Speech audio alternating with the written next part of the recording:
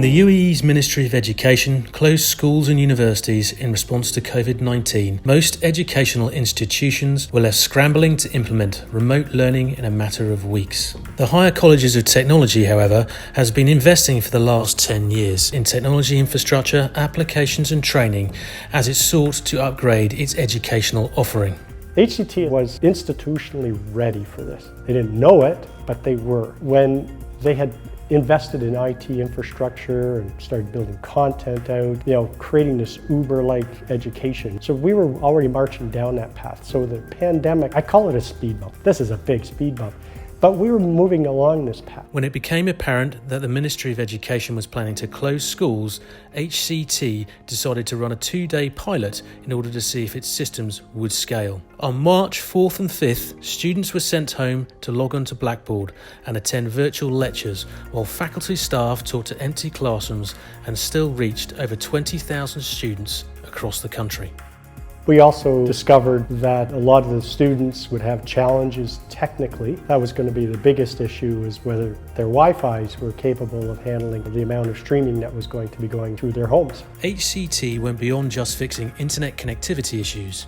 As part of its No Emirati Left Behind policy, the institution supplied financial aid and equipment to students who weren't in a position to supply it themselves. No Emirati will be left behind, and that includes all aspects of teaching and learning. So this applies to this situation, because in order to be able to live stream an instructor's videos themselves doing the lectures, you have to have fairly high-speed internet access in your homes. The majority of students had that, but some students financially weren't in a position. HCT has gone to extraordinary lengths to maintain the grades of its students. At a time when many other leading universities have offered students pass or no pass, HCT has modified its GPA calculation to provide all students with a legitimate grade. It was very important for us to maintain the grades for the students so that when they completed their semester, they had a legitimate feedback as to how they performed in a particular course. Other institutions, we felt, were taking the easy way out and decided, well, you either pass the course or you don't pass the course. As you watched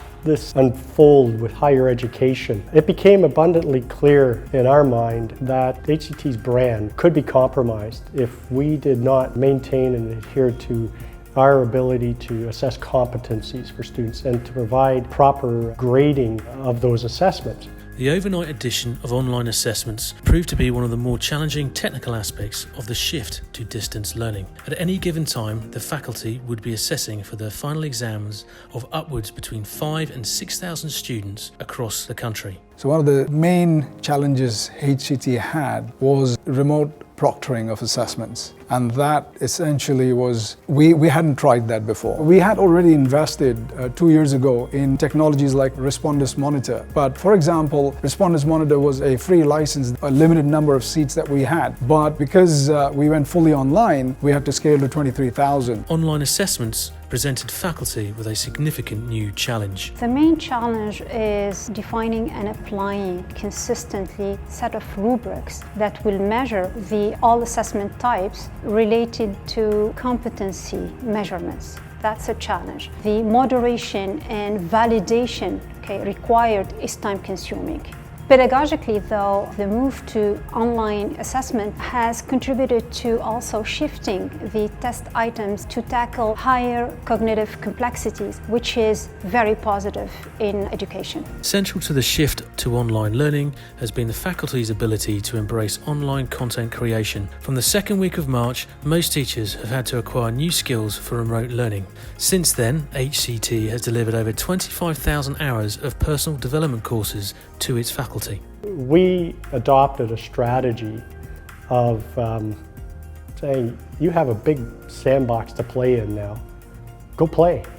And that took a lot of pressure off people because they were stressed out about it. And once we took the pressure off and the faculty saw that, they're working within that 2-hour block to adjust their content real time, getting feedback from the students, and building that over time. With many teachers not travelling in July due to the pandemic, some took it upon themselves to get a head start with their course development. To produce 1 hour of course content takes teachers approximately 4 hours of prep. The move to online delivery was so fast that faculty had to spend long hours working on upgrading their content as well as upskilling their education technology skills. While it's an early stage to state the assessment of this experience, but the overall feedback that we've been receiving from students is very positive despite the steep learning curve.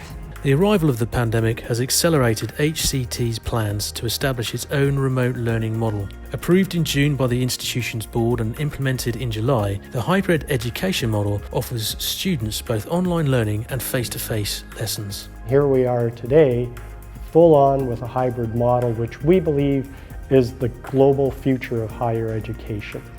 Hybrid model is very simple. It is just a hybrid combination of face-to-face and online delivery. The face-to-face is that laboratory, practical component that's being implemented today.